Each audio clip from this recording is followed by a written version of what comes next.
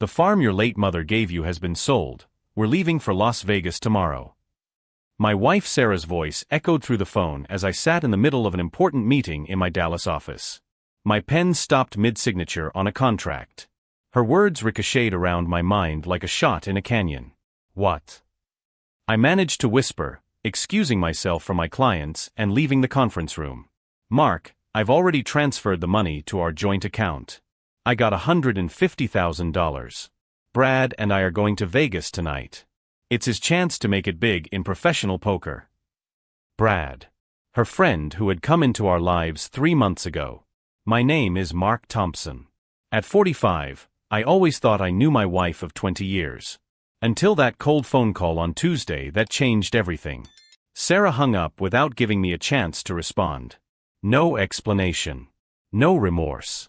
As if she were canceling a dinner reservation, not destroying 20 years of marriage and selling the last tangible memory of my mother. I stood there in the hallway of my law office, people rushing past me, and for the first time in months, I smiled. There was something my beloved wife didn't know about that farm. Something she would find out in the worst possible way. The 300-acre farm in Oklahoma had been our family retreat for decades. My mother, Dorothy, bought it with great effort in the 1980s after my father died in a work accident. Every summer, the three of us, me, Sarah, and our son Tyler, would go there. We built campfires, fished in the lake, and Tyler learned to ride horses in those fields. Mom died of cancer just 8 months ago. In her last days in the hospital, she held my hand and said, "Mark, the farm is yours now. But keep this safe." She gave me a sealed envelope. Only open it when you feel lost. After the funeral, with all the grief and legal formalities, I simply put the envelope in my desk drawer and forgot about it. Sarah had suggested selling the farm several times, saying it was dead money, and we could use the funds for better investments. I always refused. Now I understand why she was so insistent. And why Brad showed up in our lives exactly 3 months after Mom died. I went back to my office, locked the door, and opened the drawer. There was the envelope with my mother's careful handwriting, "To Mark, when you need strength." I sat down in my leather chair and took a deep breath. Outside, Dallas continued its frenetic routine, but inside that office, I was about to discover something that would completely change the game. My secretary knocked on the door. "Mr. Thompson, your clients are waiting." "5 minutes," I replied, holding the envelope up to the light. I could feel that there were several documents inside. Thick papers, like contracts or certificates. Mom was always a forward-thinking woman, but what secrets had she kept all these years? If you're enjoying this story of betrayal and revenge, don't forget to subscribe to the channel to find out how a simple envelope can turn the tables completely. I opened the envelope slowly, as if I were defusing a bomb. What I found inside made my blood run cold and my heart race at the same time. Sarah thought she had left me with nothing. But she had no idea what was coming. What I found in that envelope changed everything. Property deeds. Investment certificates. Bank statements. A handwritten letter from Mom that began, "My dear Mark, if you're reading this, it means your life has just fallen apart." My mother, Dorothy Thompson, wasn't just a widow who raised cattle on a farm in Oklahoma. She was a brilliant investor who turned my father's life insurance into a silent empire. That farm Sarah had just sold for $150,000? It was just a small part of a portfolio that included 12 commercial properties in Dallas, stakes in 3 technology companies, and a bank account with over $4 million. $4 million. Mom's letter explained it all. "I kept our wealth a secret because I wanted you to build your own life based on your own merits. But if Sarah ever reveals her true nature, you'll have the tools to protect yourself." As if she knew. As if she had predicted this exact moment. I called my accountant, Robert Kim, who I'd been working with for 15 years. "Rob, I need to look into an inheritance. Can I send you some documents?" "Sure, Mark. Are you okay? You sound tense." "My wife just ran off to Vegas with our money and her boyfriend." Silence. "Jesus, Mark. I'm sorry. How much are we talking about?" "She took everything out of our joint account. About $80,000. But I may have found something she didn't know existed." While Rob reviewed the documents, I remembered how Sarah had changed in recent months. The mysterious outings on Thursdays. The new dresses she hid in her closet. The way she hung up the phone quickly when I walked into the room. And Brad. That 28-year-old jerk who came into our lives as an investment advisor. Sarah brought him over for dinner 3 months ago, saying he could help us maximize our assets. I should have been suspicious when he spent the entire evening asking about Mom's farm. About her will. About how much she had left. Mark, Rob's voice brought me back to reality. Are you sitting down? Why? Man, your mother was a financial genius. These documents are legitimate. You're not just rich, you're a multimillionaire. The irony was perfect. Sarah had left me because she thought she was married to a middle-class lawyer who had inherited a farm. She never knew she was married to one of the richest men in Texas. My phone vibrated. A message from Sarah. Mark, I know you're upset, but you need to understand, I can't live this mediocre life anymore. Brad has shown me what it's like to really live. Don't try to find us. Mediocre life. 20 years of marriage, reduced to mediocre life. I called my private investigator, Janet Morrison. Every divorce lawyer knows a good investigator. Janet, I need a favor. My wife has run off to Vegas with a man named Brad. I need to know everything about him. How much? Everything. Where he was born, where he went to school, how much debt he has, how many women he cheated on my wife with. I can have preliminary information in 24 hours. Perfect. That night, I sat in the living room of our Highland Park home, looking at the family photos scattered on the shelves. Sarah smiling at our wedding. Sarah pregnant with Tyler. Sarah holding our newborn son. Tyler. My 19-year-old son was a sophomore at the University of Texas at Austin. He didn't know anything yet. He didn't know his mother had run away, that his parents were getting divorced, or that he had just become the heir to a fortune. I decided not to tell him anything yet. First, I would deal with this on my own. Sarah thought she left me with nothing. That I would stay home, suffering, begging her to come back. But she had no idea what was coming. Janet called me the next day with devastating information about Brad. Mark, you won't believe what I found. Tell me. Brad Morrison, real name Bradley James Kowalski, has an impressive track record. 3 bankruptcies. 4 fraud charges. 2 ex-wives who accuse him of stealing their savings. And here's the best part, he owes $400,000 to loan sharks in Atlantic City. $400,000. And there's more, Janet continued. He's not an investment advisor. He never has been. The degree he showed you is fake. He works as a bartender in a third-rate casino in Oklahoma City. A bartender. Sarah left a successful lawyer for a bartender in debt. Janet, I need one more thing. I want you to follow their every move in Vegas. Where they stay, where they spend money, who they talk to. Everything. Consider it done. I hung up and smiled for the second time in 2 days. Sarah and Brad thought they had committed the perfect crime. Steal money from a naive man and run away to a new life of luxury. They didn't know they had just entered a war with someone who had unlimited resources, connections across the country, and nothing left to lose. If Sarah wanted to live for real, I would make sure she experienced every second of the reality that was coming. And this reality would be very different from what she imagined. Janet called me the next morning with more devastating details. Mark, I got access to their credit cards. Sarah and Brad are staying at the Bellagio. Presidential suite. $3,500 a night. $3,500 per night. And there's more, Janet continued. Last night they spent $8,000 at the casino. Brad lost $4,000 on blackjack in 2 hours. Sarah spent another $2,000 on designer clothes at the hotel store. $8,000 in one night. The money she stole from me was being burned like it was paper. Janet, how long will that money last at the rate they're spending? 2 weeks, tops. Probably less if Brad keeps gambling like that. 2 weeks. In 2 weeks, Sarah would discover the harsh reality about her new boyfriend. But before that, I had a more pressing situation to deal with. Tyler. My son called me that afternoon, his voice tense and confused. Dad, I got a weird message from Mom. She said you two are getting divorced and she moved to Vegas. I took a deep breath. Yes, son. It's true. What? Dad, what happened? You guys seemed fine at Christmas. Tyler, your mother. She's made some decisions that have changed everything. I can't go into details right now, but I want you to know that this has nothing to do with you. Did she say anything about selling Grandma Dorothy's farm? My fist clenched involuntarily. Yes, she sold the ranch. Dad, I'm sorry. I know how much that place meant to you.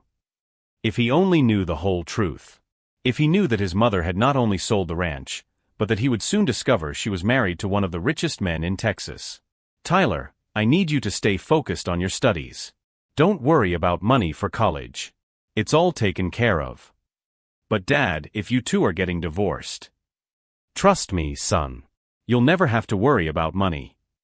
After hanging up, I sat in my home office, staring at family photos. It was time to make some tough decisions. I called Marcus Webb, my partner at the law firm.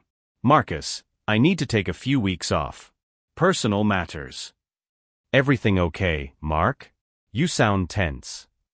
Sarah left me. Ran off to Vegas with a con man. Silence. Marcus had known me for 15 years. He knew Sarah had always been complicated. Jesus, Mark. I'm sorry. Do you need anything? Actually, yes. I need you to take over my cases. And Marcus, you still have those contacts in Nevada? Lawyers who specialize in marital fraud. Yes, I do. Are you thinking of suing? I'm thinking of a lot more than that. That night, I began studying Nevada marriage laws. Sarah had made a fundamental mistake. She had sold my property without my permission. In any state, that was fraud. But in Texas, where we lived, it also violated community property laws. She didn't know it, but by selling the ranch, she had created a legal precedent that would allow me to question all of our marital finances, including the $4 million she didn't know existed. Janet sent me pictures of them in Vegas. Sarah wearing a dress that cost more than most people make in a month. Brad in a tuxedo, smiling like he owned the world.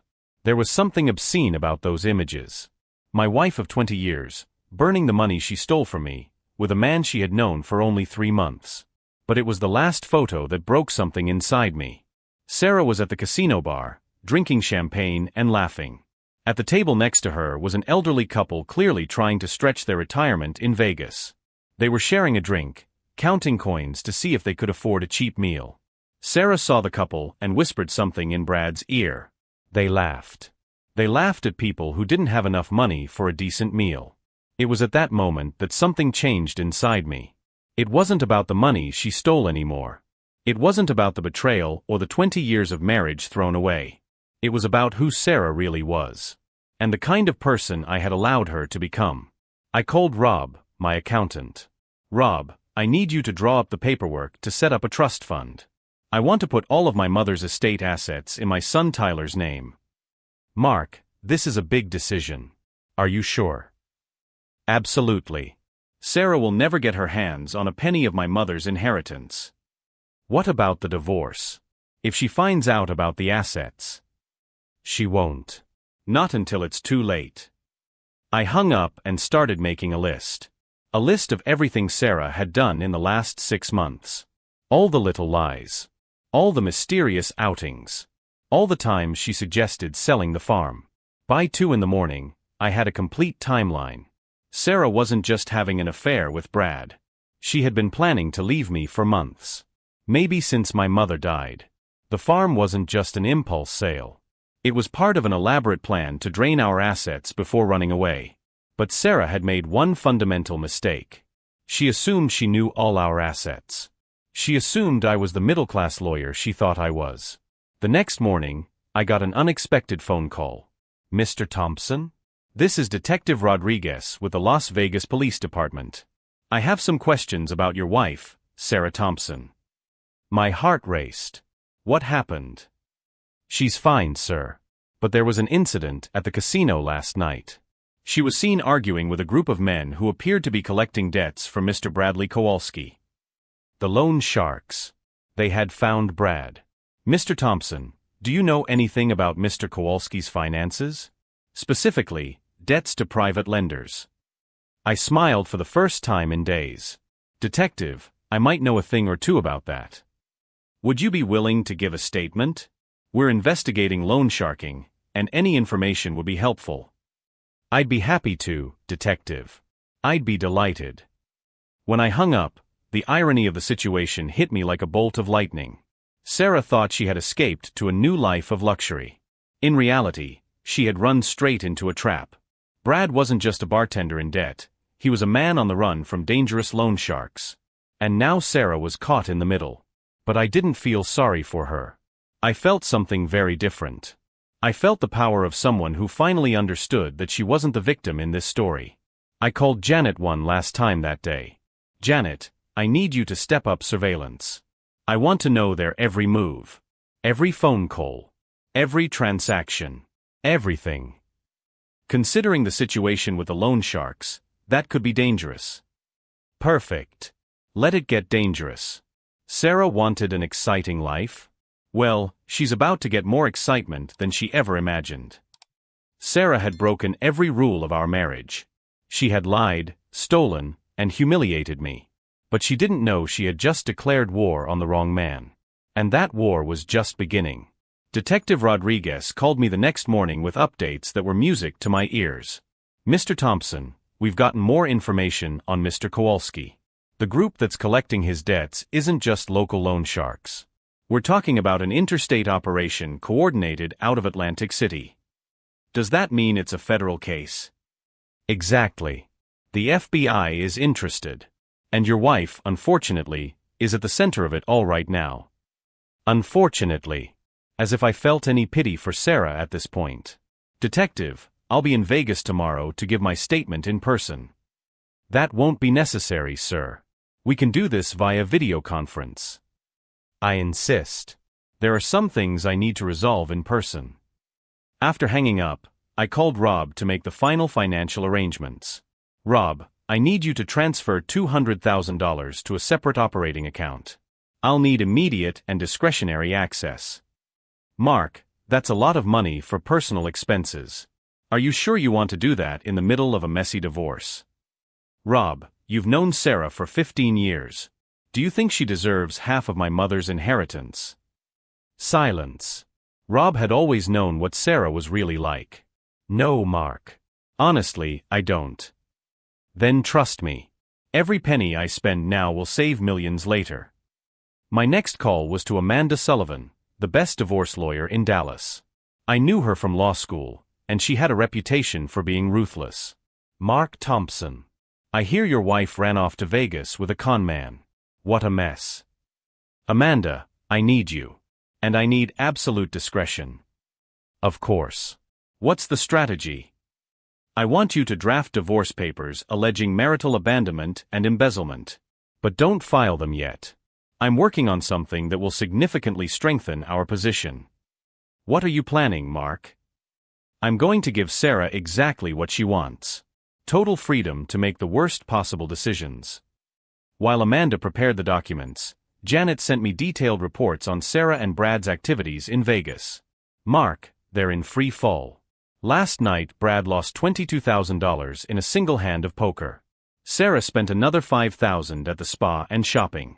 At this rate, they'll be broke in a week. What about the loan sharks? They're applying pressure. They had a talk with Brad in the hotel parking lot. He was visibly shaken afterward. Perfect. Keep monitoring. Tyler called me that afternoon, his voice heavy with concern. Dad, I got a strange message from Mom. She's asking for money. She says you cut off her credit cards. I hadn't cut off any cards. Sarah was lying to our own son. Tyler, your mother has made choices that have consequences. Don't send her any money. But Dad, she sounds desperate. Son, there are things about your mother you don't know. Things I never wanted you to know. But when this is all over, you'll understand. Dad, you're scaring me. Tyler, I need you to trust me. In a few weeks, everything will be clear. And when it is, I want you to know that every decision I made was to protect our family. That night, I began studying Nevada corporate records. If Brad was registered as an investment advisor, there would be documentation. If he was operating without a license, that was fraud. It took 3 hours, but I found what I was looking for. Bradley James Kowalski had never been licensed to act as a financial advisor in any state. Every time he presented himself as such to Sarah and me, he was committing a crime. Better yet, I found records of 3 other women who had filed complaints against him for investment fraud. 3 married, middle-aged women who lost their life savings to the same scheme he tried on me. I called each of their attorneys. "Mr. Patterson, my name is Mark Thompson.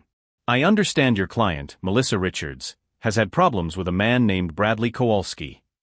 "Yes, sir. He stole $120,000 from her. Unfortunately, we haven't been able to locate him to sue him." "Well, Mr. Patterson, I know exactly where he is. And I can guarantee you he won't get away this time." I set up a conference call with the 3 women's attorneys. Together, we built a solid federal case against Brad. Mail fraud, wire fraud, practicing law without a license in multiple states. Best of all, Sarah was technically involved. She had signed documents as a witness to Brad's credentials. Documents we now knew were fraudulent. If you're following this story of calculated revenge, be sure to subscribe to the channel, because what's coming next will show you how a well-executed plan can turn a con artist into a victim of his own game. My plan was taking shape. It wasn't just about getting back the money Sarah stole. It was about making sure that neither she nor Brad could hurt anyone else in the future. Janet called me on Thursday morning with the most interesting update yet. "Mark, Sarah tried to use the joint credit card last night. It was denied. She spent 2 hours on the phone with the bank, screaming that it was a mistake." I smiled. I had instructed the bank to freeze all joint cards for suspicious activity. "And there's more," Janet continued. "Brad is trying to get a loan from local Vegas loan sharks. He offered Sarah as collateral." My blood ran cold. "What do you mean, collateral?" "He told the guys she has access to millions through her husband. That it would be easy to force her to get the money." For the first time in days, I felt a twinge of something like concern for Sarah. Not love, not longing, but the basic concern of one human being for another in danger. "Janet, I want round-the-clock protection for Sarah. Hire the best security in Vegas." "Mark, that's going to cost." "I don't care how much it costs. She may have betrayed me, but I won't let them hurt her." "Understood." I called Marcus at the office. "Marcus, I'm going to Vegas tomorrow. Can you cancel my appointments for next week?" "Sure. But Mark, are you sure you want to confront Sarah in person? That could complicate the divorce." "Marcus, I'm not going to confront Sarah. I'm going to save her. And then I'm going to destroy the man who put her in danger." "Jesus, Mark. Do you still love her?" I was silent for a moment, considering the question. "No, Marcus. I don't love her anymore. But 20 years of marriage means something. Even if she doesn't understand that." I spent the rest of the day finalizing preparations. Amanda had prepared the divorce papers. Rob transferred the funds. Janet arranged security. The lawyers for Brad's other victims were ready to move. That night, I sat in my home office, staring at the wedding photo of Sarah and me that still sat on the shelf. 2 smiling young people who thought they had their whole lives ahead of them. If someone had told me a week ago that I would be planning an elaborate operation to save the same woman who betrayed me, I would have laughed. But here I was, about to fly to Vegas, not to beg her to come back, but to make sure she survived the consequences of her own choices. And after she was safe, I would make sure she understood exactly what she had lost. I made one last call before heading to the airport. "Detective Rodriguez, this is Mark Thompson. I'll be in Vegas in 4 hours. When can I give my statement?" "We can meet you at your hotel tomorrow morning, Mr. Thompson." "Perfect. And Detective, I need you to keep Bradley Kowalski in custody until I arrive. For whatever reason. Witness protection, federal investigation, make something up." "Why, sir?" "Because if he hurts my wife before I finish what I started, you won't have a federal case. You'll have a murder." The silence on the other end of the line told me the detective understood perfectly. I hung up the phone and grabbed my suitcase. Sarah had burned all the bridges between us. She had lied, stolen, and humiliated me. But she was still the mother of my child. And that meant I wouldn't let anything happen to her. Even if it meant saving the woman who was trying to destroy me. The final game was about to begin. I landed in Vegas at 10 o'clock on Friday morning. The desert heat hit me like a wall when I left the airport, but it was nothing compared to the fire burning inside me. Janet met me in the lobby of my hotel, the Wynn, 2 blocks from the Bellagio where Sarah and Brad were staying. "Mark, we have a situation. Brad was released from jail 2 hours ago. The feds couldn't hold him any longer without formal charges. And Sarah, still in their room. My men saw her crying on the balcony. It looks like Brad told her she was responsible for his debts too." Perfect. Their relationship was imploding exactly as I had hoped. "Janet, I want you to set up a meeting. Tell Sarah that a lawyer wants to talk to her about Brad's debts. Don't mention my name." Detective Rodriguez arrived at my room an hour later with federal documents. "Mr. Thompson, based on your statement and the evidence we've gathered, we have arrest warrants for Bradley Kowalski for wire fraud in 4 states. We also have evidence that his wife may have been coerced." "Coerced how?" "We found messages on his phone threatening to expose secrets about her if she didn't sign financial documents.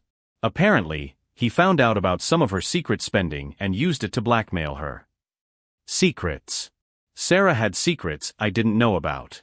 What kind of spending? $50,000 on plastic surgery over the last 2 years. Charged to credit cards in her name that you never knew existed. $50,000. On secret cosmetic procedures. While she accused me of being cheap with money. "Detective, I want to be present when you arrest Brad." "That's not protocol, sir." "Not as a civilian. As a federal victim of fraud. I have rights in this case." At 3 in the afternoon, Sarah arrived at the office Janet had rented for our meeting. She entered hesitantly, wearing sunglasses even inside the building. When she saw me sitting behind the desk, she froze. "Mark? What are you doing here?" "Hi, Sarah. Have a seat." She remained standing, staring at the door as if she wanted to run away. "I'm not going to run away, if that's what you're thinking. In fact, I've come to save you." "Save me from what?" "From Bradley Kowalski. The man you know as Brad Morrison." Her face went pale. "How do you know his real name?" "Sarah, I know everything. I know about his 3 bankruptcies. I know about the ex-wives he stole from. I know about the $400,000 he owes to loan sharks. I know he forged documents using your name." She sat down heavily in the chair, taking off her sunglasses. Her face was swollen from crying. "Mark, I didn't know any of this when we started." "When did you start?" "Sarah, you've been married to me for 20 years. You know what I mean." I took a deep breath. "Sarah, how long have you been planning to leave me?" Silence. "Answer me." Since your mother died." The coldness in her voice cut me like a knife. "You were waiting for her to die?" "No. But when she died, I realized that our life would never change. That you would never be more than a small-town lawyer. That I would never have the life I deserved." "The life you deserved." "Mark, you make $100,000 a year. It's a good life, but it's not special." I smiled for the first time since I had entered that room. "Sarah, you're right. $100,000 a year isn't special." I picked up a folder from the table and opened it slowly. "But $4,600,000 in assets? That's special." His face changed from pale to confused. "What are you talking about?" "My mother, Dorothy Thompson, wasn't just a widow with a farm. She was a brilliant investor who built a financial empire in secret." I laid the bank statements on the table. 12 commercial properties in Dallas. Stakes in 3 technology companies. Bank accounts at 4 different banks. Sarah took the papers with trembling hands. This isn't real." "It's very real." "And Sarah? The farm you sold for $150,000? That was just a small part of it all." She started crying again, but this time they weren't tears of self-pity. They were tears of understanding. "Mark, I didn't know." "Of course you didn't. Because if you had, you never would have left me." My phone rang. Detective Rodriguez. Mr. Thompson, we've arrested Bradley Kowalski at the casino. He tried to run when he saw our agents. Where's Sarah safe here? Yes, sir. But Mr. Thompson, there's more. We found another $400,000 worth of jewelry in his room. Jewelry that matches descriptions of thefts in 3 other states. I hung up and looked at Sarah. Your boyfriend isn't just a marriage swindler. He's a professional thief. Sarah was staring at the bank documents as if they were written in a foreign language. Mark, what's going to happen to me? Legally? Nothing.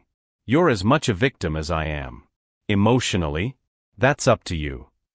What do you mean? I took more documents from the folder. Sarah, these are divorce papers. Already signed on my end. Allegations of marital abandonment and misappropriation of property. She looked at the papers and then at me. What if I don't sign? Then you come back home with me. But as a different woman. A woman who understands the value of the things she threw away. Sarah was silent for 5 full minutes, looking alternately at the divorce papers and the bank statements. Mark, would you forgive me? After everything. Sarah, forgiveness and trust are different things. I can forgive you, but I will never trust you completely again. What about the money? If I come back, would I have access to my mother's assets? No. They've already been transferred to a trust fund in Tyler's name. You would only have access to what we built together. She looked at me with an expression I had never seen before. It was respect. Maybe even admiration. You planned all this. No, Sarah. You planned all this when you decided to cheat on me. I just made sure the consequences were educational. In that moment, Sarah understood something fundamental. She had bet everything on the wrong card and lost in a way she never thought possible. But the real revelation was yet to come. Sarah stared at the divorce papers for another 5 minutes before speaking. Mark, if I sign this, what happens to me? You go back to Dallas with a paid ticket, no legal debts to Brad, and $50,000 to start your life over. It's more generous than you deserve. And if I don't sign? Then you come back home with me. But Sarah, understand one thing. Our home is no longer the one where you gave orders and I obeyed. It's the home of a man you completely underestimated. She picked up the pen, hesitated, and looked at me one last time. Mark, all these years, did you know? About your mother's money? No. But my mother knew about you. She left me a letter with the documents. Do you want to know what it said? Sarah nodded silently. She wrote, Sarah will leave you when she thinks you have nothing left to offer her. When that happens, you'll know exactly who she really is. And then you can decide if someone like that is worth fighting for. Tears streamed down Sarah's face again. Her mother always hated me. No, Sarah. She just knew you better than I did. Sarah signed the divorce papers without saying another word. Detective Rodriguez called me 2 hours later with updates on Brad. Mr. Thompson, Bradley Kowalski has been formally charged with fraud in 4 states and possession of stolen property. He'll be in prison for at least 5 years. His ex-wife is free of all charges. What about the other women he cheated? They'll get at least some of their money back through the victim restitution program. Your testimony was key to that. Tyler called me that night while I was on the plane back to Dallas. Dad, I got a strange call from Mom. She was crying, apologizing for things I didn't even know had happened. What did you tell her? That she'll always be my mother, but that I'm proud to have a father like you. Dad, is it true that you're rich? I smiled. Tyler, your grandmother Dorothy was a very smart woman. She made sure you never had to worry about college, a house, or financial security. What about Mom? Your mother made choices that have consequences.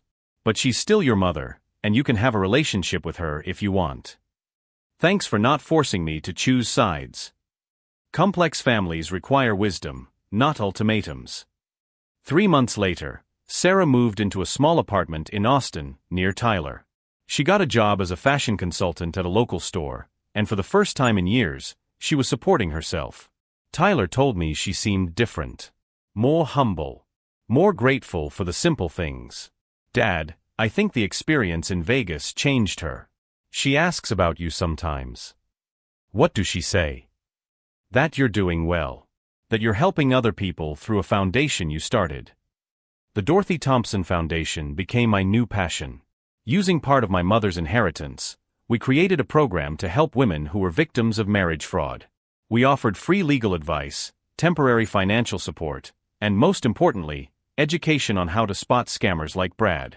Marcus, my partner, was impressed by the transformation. Mark, you seem like a completely different man since Vegas. Marcus, I've discovered something important. True wealth isn't about having money. It's about knowing exactly who you are when everything falls apart. Janet still works for me occasionally, investigating suspicious cases for the foundation. Mark, you saved Sarah from those loan sharks, and she still left you. Don't you have any regrets? Janet, I didn't save Sarah to win her back. I saved her because 20 years of marriage means something, even when it ends. And because being truly wealthy means being able to choose to do what's right, not just what's convenient. 6 months after Vegas, I received a handwritten letter from Sarah. Mark, I know you probably don't want to hear from me. But I need you to know that you saved me in a way that goes beyond the loan sharks. You saved me from myself. I'm learning to value things I always took for granted: honest work, genuine friendships, the satisfaction of achieving things through my own efforts. I'll never ask for your forgiveness because I know I don't deserve it. But I want you to know that the man I tried to leave behind was infinitely better than I ever was. Sarah. I didn't respond to the letter. But I kept it. Tyler graduated from college last year with honors. During his commencement speech, he said something that brought tears to my eyes in the audience. I learned that strength isn't about never falling down. It's about how you get back up. The Dorothy Thompson Foundation has helped more than 200 women escape abusive relationships. Each case reminds me why those painful days in Vegas were worth it. 2 weeks ago, I ran into Sarah at the grocery store in Austin. She was buying simple ingredients, clearly planning a budget-friendly home-cooked meal. We greeted each other politely. She seemed genuinely happy, not the forced happiness of Vegas, but the quiet contentment of someone at peace with herself. Mark, you look good. You too, Sarah. Tyler told me about the foundation. I'm proud of what you're doing. Thanks. We didn't talk much more than that. But when I left the grocery store, I realized I didn't feel angry anymore. Not even sad. Just the satisfaction of knowing that we had both become better people after our marriage ended. If this story of betrayal, clever revenge, and second chances resonated with you, subscribe to the channel for more stories of people who turned their biggest defeats into their most meaningful victories. Today, when I look out the window of my new office, a building I bought with money Sarah never knew existed, I think about the irony of it all. Sarah left me because she thought I would never be more than a middle-class lawyer. Brad used her because he thought she was an easy target. They both underestimated the people they tried to manipulate. The last I heard, Brad was serving his sentence in a federal prison in Colorado, working in the prison library for $2 a day. Sarah is building an honest life for the first time in decades. And me? Well, I'm discovering that being truly rich means having the power to rewrite endings that seemed final. Sometimes the greatest revenge isn't destroying those who hurt you. It's becoming so strong that what they did to you becomes irrelevant.